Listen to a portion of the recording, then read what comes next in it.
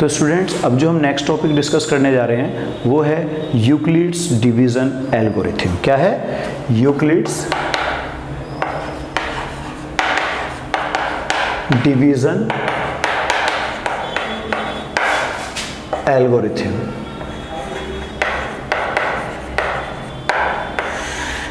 Euclid's division algorithm क्या होता है? ये एक टेक्निक होती है, एक प्रोसेस होता है जिससे हम दो पॉजिटिव नंबर्स का या पॉजिटिव इंटीजर्स का एचसीएफ निकालते हैं। तो क्या है ये Euclid's division algorithm? It is, आप प्रोसेस लिख दीजिए, प्रोसेस और technique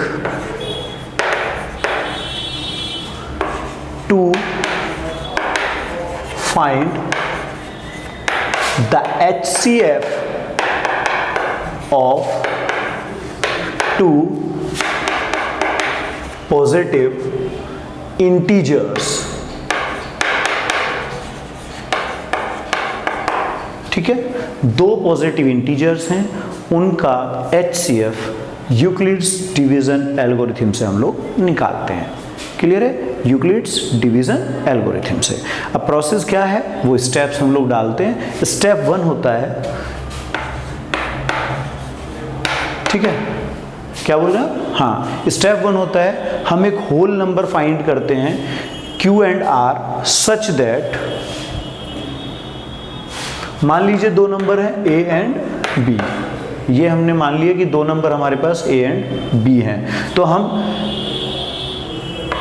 we find a whole number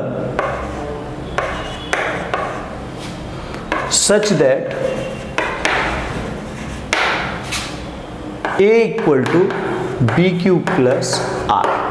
R के बारे में हम बात कर चुके हैं कि R की वैल्यू क्या होती है, याद है आपको सबको? R की वैल्यू इसे सेटिस्फाई करती है। क्लियर हो रहा है ना सबको? स्टेप 2 में, ये स्टेप 2 है, ध्यान रखने वाली चीज़ है। पहले स्टेप में हम लोग ए बी को इस तरह से डिवाइड करके, जैसे अभी हम लोगों ने एक पीछे एग्जांपल किया था, उसमें हमने किया था कि भाई डिवाइड करके देख लेते हैं क्वेश्चन क्या आता है, रिमाइंडर क्या आता है।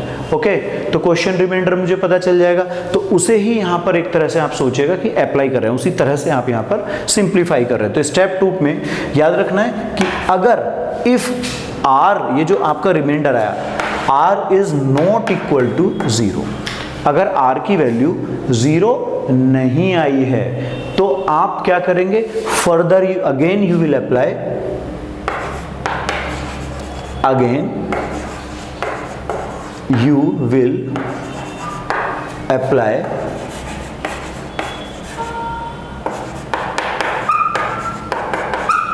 इसी चीज को आप दोबारा अप्लाई करेंगे, और ये प्रोसेस तब तक चलेगा जब तक रिमाइंडर 0 नहीं आता है। सपोज स्टेप 3 में मान लीजिए अब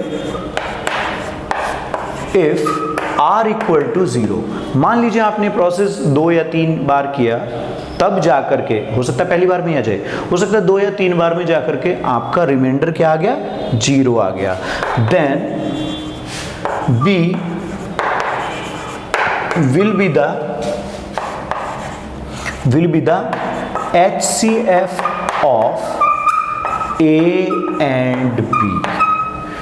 कहने का मतलब ये है कि जिस नंबर से बाद में दूसरा नंबर कंप्लीटली कट जाता है, यानी कि रिमाइंडर क्या आता है? 0 आता है। रिमाइंडर क्या आता है? 0 आता है। अगर रिमाइंडर 0 आ जाएगा तो जिस नंबर से मैंने डिवाइड किया या कैंसिल किया वो नंबर HCF होगा। तो यहां पर ये हम लोग देख रहे हैं, फिर से देखते हैं एक बार, कि सबसे पहला काम एक होल नंबर इस तरह से हम डिवाइड करके बनाते हैं, ये होल नंबर होना चाहिए। अगर ये 0 नहीं आता है तो again we will apply this formula या this concept we will again apply. इसे अप्लाई करने के बाद हम चेक करेंगे कि किस केस में या कितने स्टेप्स के बाद आपका रिमाइंडर 0 आता है। अगर रिमाइंडर 0 आ गया तो हम जिससे हम डिवाइड कर रहे थे, जैसे कि मैं यहाँ पे लिखा b, या यहाँ पे सोच लीजिए मान लो यहीं पे 0 आ जाता, तो ये जो b है यही हमारा HCF है। ओके, अब इस पे हम लोग एक एग्जाम्पल करने जा रहे हैं।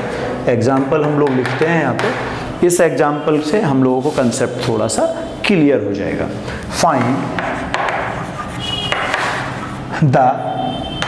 Find the HCF of 13 and 91। ठीक है, ये छोटा सा एक एग्जांपल लेते हैं, इसी से थोड़ा सा क्लियर करने की कोशिश करते हैं। सॉल्यूशन यहाँ पे लेट कर लीजिए। सबसे पहले तो देखो 2 नंबर है, ठीक है। इसके अकॉर्डिंग क्या होगा कि आपको इस तरह से लिखना है, तो एक नंबर बड़ा वाला होगा और बी क्या होगा, छोटा वाला होगा।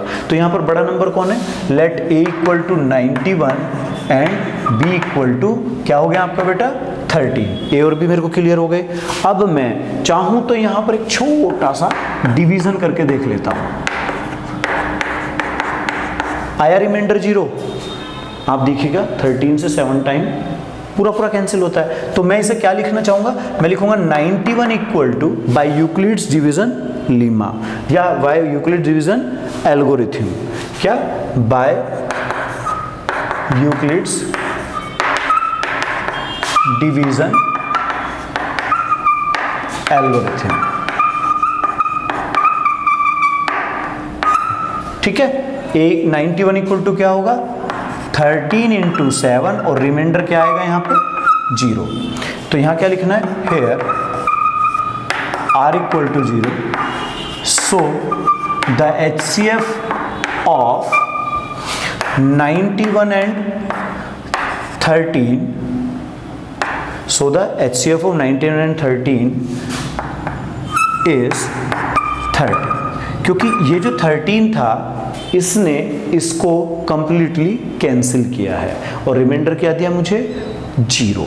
तो हमने यहाँ पर यूक्लिड डिवीजन लीमा जो एल्गोरिथम पढ़ा था उसमें हमने बात की थी कि अगर R 0 आ जाता है तो B जो होगा जिससे मैंने लास्ट में डिवाइड किया या जिससे मैंने लास्ट में कैंसिल किया या जिसका मैंने मल्टीपल दिखाया लास्ट में, वही नंबर आपका HCF हो जाएगा।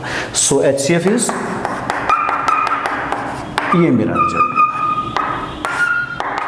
HCF क्या आ गया मेरा 13 आ गया।